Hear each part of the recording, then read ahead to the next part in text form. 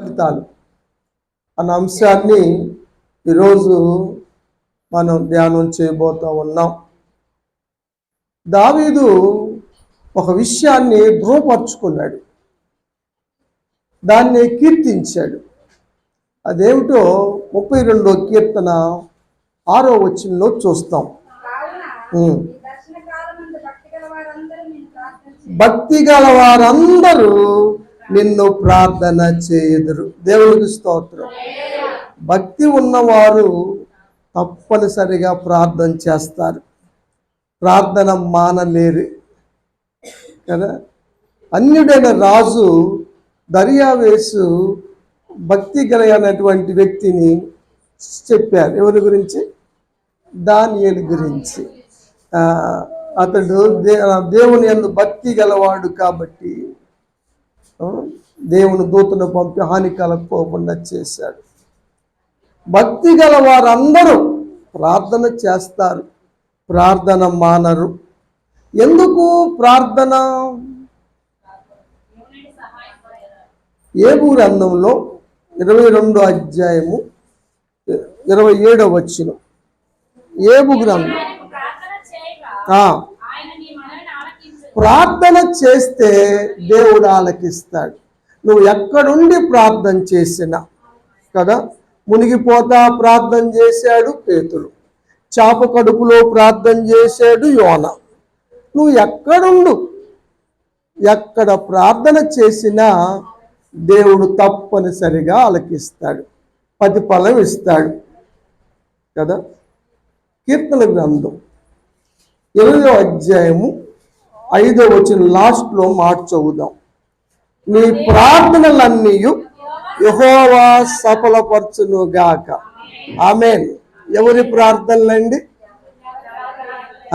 ఎవరైతే ఈ దీవెన ఎవరి కోసం అండి? ప్రార్థన చేసిన వారికే ఈ దీవెన. ప్రార్థన ద్వారా మరి మనం చాలా పొందుకున్నాం కదా. అన్న సంతానం లేని సమయంలో ప్రార్థన చేసింది. ఇస్సాకు తన భార్య గొడ్రాలుగా ఉన్న సమయంలో ప్రార్థన చేశాడు కాబట్టి దేవుడు గర్భఫలం ఇచ్చాడు. అదేవిధంగా కిషోర్ గారు కానీ సరిత కానీ బిడల కోసం ప్రార్థన చేశారు. దేవుడు బ్లెస్సీని శ్యామునిచ్చాడు. అవునా కాదా చెప్పండి చెల్లెళ్ళు? అవునా కాదా? నిజం. అమ్మాయి కోటాలు పెట్టించుకుంటుంది ప్రతి నెలలో కూడా. అప్పుడు అద్దెకుంటున్నారు రాంబాబు గారు వాళ్ళ గృహంలో. ఆ రోజు మధ్యాహ్నం 11ంటికి ఎండ విపరీతంగా ఉంటే ఆవురు లెక్కింది. అప్పుడు చేతులెత్తి ప్రార్థన చేశాం, ప్రభువా బిడ్డకి ఇల్లు కావాలి అని. పెద్ద అమ్మాయికేమో దేవుడు ఇల్లు ఇస్తాడని ముందుగానే చూపించాడు. తర్వాత చిన్న అమ్మాయి విషయంలో ప్రార్థన చేశాం, దేవుడు కృపను బట్టి ఇల్లు ఇచ్చాడు. ఇప్పుడు సంవత్సరం అయింది కదా, మూడో సంవత్సరం నేను. దేవుని స్తోత్రం. గృహము ప్రార్థనా ఫలమే కదా. కిషోర్ గారు చేస్తున్న పని ఆగిపోయింది. మరి జీవనోపాధి ఏంటి అనుకున్న సమయంలో దేవుడు మంచి మార్గాన్ని ఏర్పాటు చేశాడు. ఆటో తీసుకుంటానికి కృప చూపించాడు. దేవునికి స్తోత్రం. ఇంట్లో ఉన్న ప్రతిదీ కూడా, వారు పొందుకున్న ప్రతిదీ కూడా ప్రార్థన ద్వారా పొందినవే. అందుకనే ప్రార్థనా ఫలితాల గురించి ఈరోజు మనం వింటా ఉన్నాం కదా. 72వ కీర్తన దావీదు గారు ప్రార్థన సొలొమోను రాశాడు. 72వ కీర్తన 15వ వచనం.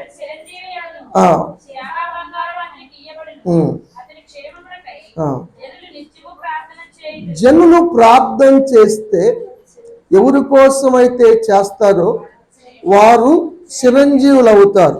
అంటే పవన్ కళ్యాణ్ అన్నయ్య గారు కాదు, చిరకాలం జీవించేవాడు. చిరంజీవులు అవుతారంటే చిరకాలం జీవిస్తారు. ఎందుకని? ప్రార్థన ద్వారా వారికి క్షేమము కలుగుతుంది.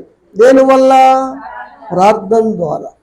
కాబట్టి ప్రార్థన ద్వారా బిడ్డలు క్షేమంగా ఉన్నారు. ప్రార్థనే ఈరోజు మన సజీవుల లెక్కలో ఉంచింది. దావీదు గారు ప్రార్థన చేశారు. 21వ అధ్యాయంలో 4వ వచనం. ఆయుష్ ఇమ్మని అడిగాడు, అనుగ్రహించాడు దేవుడు. ఎంత?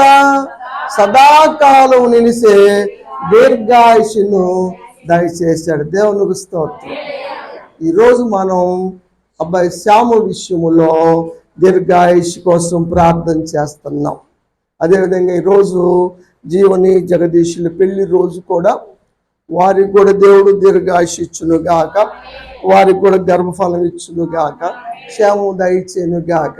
ఇవి ప్రార్థన వల్ల జరిగే ఫలితాలు అన్న సత్యాన్ని మనం గమనించాలి. ప్రార్థన ద్వారా జరుపుకుంటూ ఉన్నారు. అందుకని ఈరోజు కృతజ్ఞతగా వారి ప్రార్థన ఫలించిందని వారు కృతజ్ఞతగా ఈ కూటమి ఏర్పాటు చేసుకున్నారు. సొలొమోను ఎక్కువగా ప్రార్థన చేసేవాడు. మందిరం ప్రతిష్ఠించిన తర్వాత మందిరం విషయంలో ఆయన ప్రార్థన చేస్తూ కొన్ని సలహాలు చెప్పాడు, కొన్ని దేవుణ్ణి అడిగాడు. రాజుల మొదటి గ్రంథంలో మనం చూస్తాం. 8వ అధ్యాయము 29వ వచనం. నేను చేయు ప్రార్థనను దయతో అంగీకరించుము. గతములో ప్రార్థన అనుభవం తెలుసు ఆయనకి. ఏమి తెలుసు? అయ్యా, న్యాయం జరపటానికి నా వయసు చాలదు, తీర్పు తీర్చటానికి, విస్తరించిన జనాలు లెక్కించటానికి, తనిఖీ చేయటానికి నా జ్ఞానము చాలదు. కాబట్టి దానికి కావలసిన వివేకము గల హృదయాన్ని దయచేయమని అడిగితే దేవుడు వర్ణింపశక్యముగానంతటువంటి వివేచనాన్ని ఇచ్చాడు దేవుడు. కాబట్టి ప్రార్థన యొక్క ఫలితం అర్థం చేసుకున్న వాళ్ళు ప్రార్థన పెట్టకుండా ఉండలేరు, ప్రార్థన మానుకోను లేరు. ఆ అనుభవము, ఆ ఎక్స్పీరియన్స్, ఆ రుచి తెలియని వాళ్ళకి ఏదో రోజులు గడిచిపోతున్నాయి. కానీ దానివల్ల ఎంత నష్టపోతున్నారు, లాస్ అవుతున్నారో వాళ్ళు గుర్తించలేకపోతున్నారు. ఆ సత్యాన్ని ఈరోజైనా గమనించాలి. 44 వచనం చదువుదాం. 8వ అధ్యాయంలో రాజుల మొదటి గ్రంథం. జనులు యుద్ధం చేయటానికి వెళ్తారు. రాజుగారు కదా ఆయన, మరి యుద్ధాలు ఉంటాయి కదా. జనులు యుద్ధానికి వెళ్ళినప్పుడు నువ్వు ఏ ప్రాంతానికి పంపినా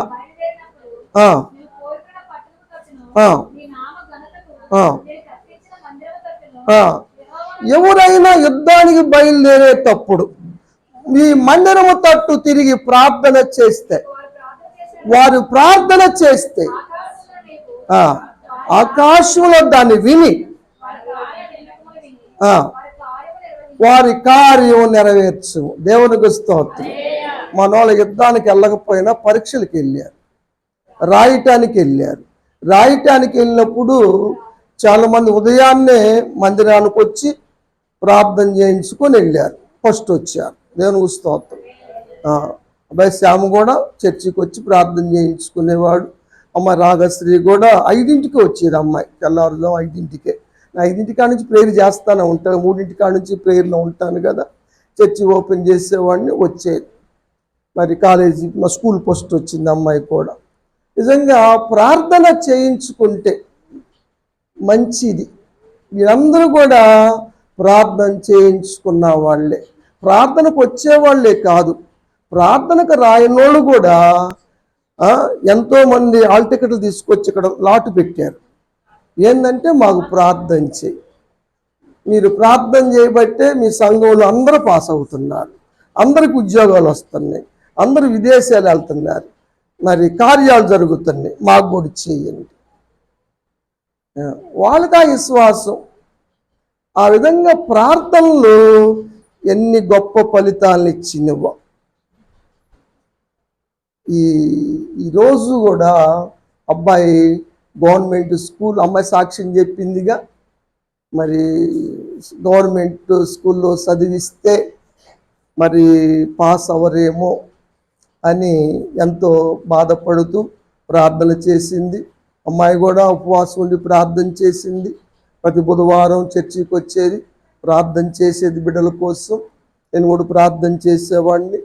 దేవుడు మరి గవర్నమెంట్ స్కూల్ అయినా స్కూల్ ఫస్ట్ రావడానికి దేవుడు కృప చూపించాడు. ఇది ప్రార్థన విజయమేనని దేవుని యొక్క వాక్యంలో మనం చూస్తూ ఉన్నాం. సొలొమోనుకి దేవుడు జ్ఞానం ఇస్తే గుడార్థమైన ప్రశ్నలను సిద్ధపాటు చేసుకొని షాబాదేశపు నుండి రాణిగారు వచ్చారు. సొలొమోను అడిగారు. 10వ అధ్యాయంలో 1వ వచనం 3వ వచనం చదువుదాం.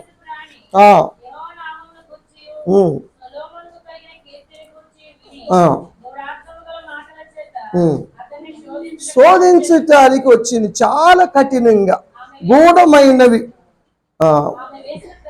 ఆమె వేసిన ప్రశ్నలన్నిటికీ ప్రత్యుత్తరము చెప్పాడు. దేవునికి స్తోత్రం. ఎలా చెప్పగలిగాడు? దేవుడు జ్ఞానం ఇచ్చాడు. దేవుడు జ్ఞానం ఎందుకు ఇచ్చాడు? ప్రార్థన చేశాడు కాబట్టి. వీళ్ళు కూడా కొన్ని సబ్జెక్టులో 100 వచ్చినాయి కదా. మ్యాథ్స్లో వచ్చినాయి, సోషల్లో వచ్చినాయి, సైన్స్లో వచ్చినాయి.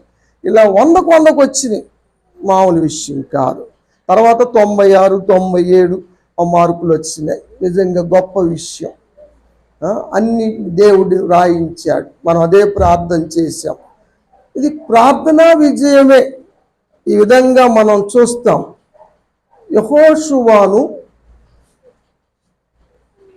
మోషే గారు యుద్ధ భూమికి పంపుతూ, మీరు యుద్ధానికి వెళ్ళండి, నేను నా దేవుని కర్ర తీసుకొని శిఖరం ఎక్కుతాను, అక్కడ నేను ప్రార్థన చేస్తాను, మీరు యుద్ధ భూమికి వెళ్ళమంటే యెహోషువ యుద్ధ భూమికి వెళ్ళాడు.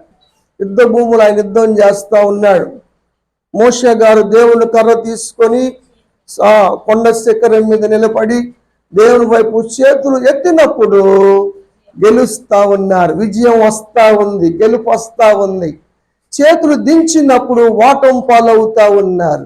అంటే దేవుని కొరకు ప్రార్థన చేసి దేవుని సహాయం అడిగితే జయము, అడగకపోతే ఓటమి అవుతా ఉంది. ఆ విషయాన్ని గ్రహించినటువంటి అహరోను గారు, హూరు ఇద్దరు కూడా మోషే గారిని ఒక బండ మీద కూర్చోపెట్టి వారు సపోర్టర్లుగా చేతులు కిందకి దించకుండా ఆ విధంగా పట్టుకొని సహాయపడినందుకు ఆ రోజు విజయం పొందుకోగలిగారు. యెహోవా నిస్సి ఆ ధ్వజము, విజయ ధ్వజము రెపరెపలాడింది. సమిష్టి కృషి. యుద్ధ భూమిలో ఉన్న వాళ్ళు యుద్ధం చేస్తున్నారు, పరీక్షా హాల్లో ఉన్న వాళ్ళు పరీక్షలు రాస్తూ ఉన్నారు, మందిరంలో ఉన్న వాళ్ళు చేతులెత్తి ప్రార్థన చేస్తూ ఉన్నారు, సపోర్ట్ చేసిన వాళ్ళు సపోర్ట్ చేస్తూ ఉన్నారు. తత్ఫలితముగా వీళ్ళ పక్షంగా విజయ కేతం ఎగరవేయబడింది. అదే యెహోవా నిస్సి. దేవునికి స్తోత్రం. ఇదే ప్రార్థనా విజయాలు, ప్రార్థనా ఫలితాలు. అందుకని ప్రార్థన ఎంత అవసరమో మీరు గమనించవలసిందిగా నేను మీ అందరికీ తెలియజేస్తూ ఉన్నాను. మోషే ప్రార్థన చేస్తే అడుగుతూ ఉండేవాడు, చెబుతూ ఉన్నాడు ఫరో రాజు గారు, అయ్యా అన్ని కప్పులు ఉన్నాయి మా ఇంటి నిండా, నువ్వు వెళ్ళి దేవుణ్ణి అడుక్కో అంటే మోషే గారు వచ్చి ఆకాశం వైపు చేతులు ఎత్తేవాడు, ప్రార్థన చేసేవాడు, తెగిలాగిపోయేది. ప్రార్థనకి అన్నీ సాధ్యమే. ప్రార్థన చేస్తే దేవుడు సహాయం చేస్తాడు. యెహోషువ ప్రార్థన చేస్తే సూర్యచంద్రులు ఆగిపోయారు కదా. ఏలియా ప్రార్థన చేస్తే ఆకాశం మూయబడి 3.5 సంవత్సరాలు వర్షం కురవలేదు కదా. మళ్ళీ ఏలియా ప్రార్థన చేస్తే ఆకాశం తెరబడి వర్షించింది కదా, భూమి ఫలించింది కదా. హిజ్కియా ప్రార్థన చేస్తే మరణకరమైన వ్యాధి తొలగిపోయి, క్యాన్సర్ తొలగిపోయి 15 సంవత్సరాల ఆయుష్ పొడిగించబడింది కదా, సంపూర్ణమైన ఆరోగ్యం పొందుకోగలిగాడు కదా. ప్రార్థన కదా. దేనివల్ల అంటారు? ప్రార్థన వల్లే. ప్రార్థన ఎంత గొప్పదో మీరు గమనించాలి. వీళ్ళు ఎన్నో కోట్లు ఖర్చు పెట్టి స్కైలాబులు చేసి ర్యాకెట్లు చేసి పంపుతా ఉన్నారు కదా. చంద్రయాన్ 3 అట్లా సూర్యుని మీదకి పంపుతా ఉన్నారు, మార్స్ గ్రహం మీదకి పంపుతారు కోట్ల ఖరీదు పెట్టి. కానీ రూపాయి ఖర్చు లేకుండా పరలోకి వెళ్తుంది మన ప్రార్థన. దేవునికి స్తోత్రం. ఎంత గొప్ప విషయం. ప్రార్థన ఫలితాలు మీరు గమనించాలని నేను మీకు తెలియచేస్తా ఉన్నాను. ప్రార్థన యొక్క అవసరతను మీరు గుర్తించండి. దేవుడు శక్తి ఇస్తా ఉన్నాడు, అభిషేకం ఇచ్చాడు, సింహబలును చేశాడు. కానీ అతను చేసిన అవిధేయత వల్ల దేవుడు ఎడబాసిన సంగతి కూడా తెలియని పరిస్థితుల్లో సంసోను ఉన్నాడు. బంధించబడ్డాడు, కళ్ళు 2 తోడేశారు. దాగోను దేవతకు బలి కొట్టడానికి కట్టేశారు గుడి స్తంభాలకి, మూల స్తంభాలకి.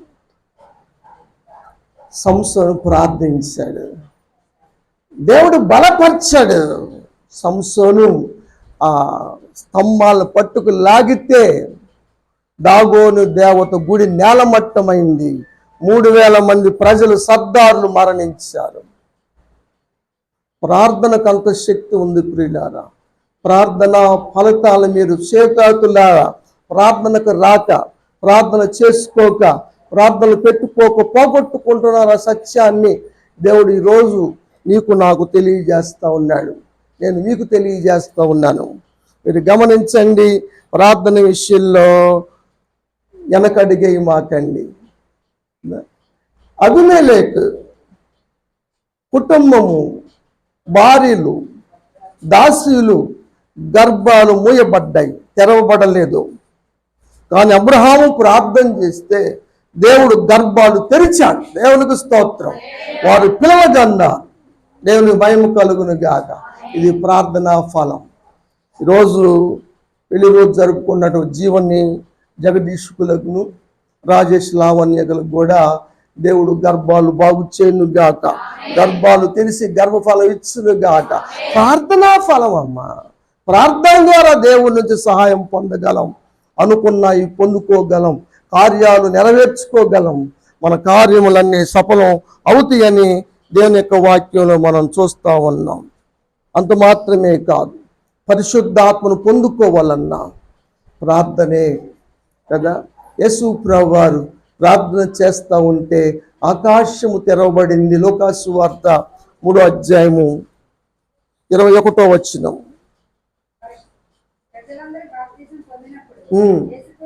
యేసు ప్రభువు వారు బాప్తిసం పొందుకొని ఒడ్డుకొచ్చి ప్రార్థన చేయటానికి మోకరించారు.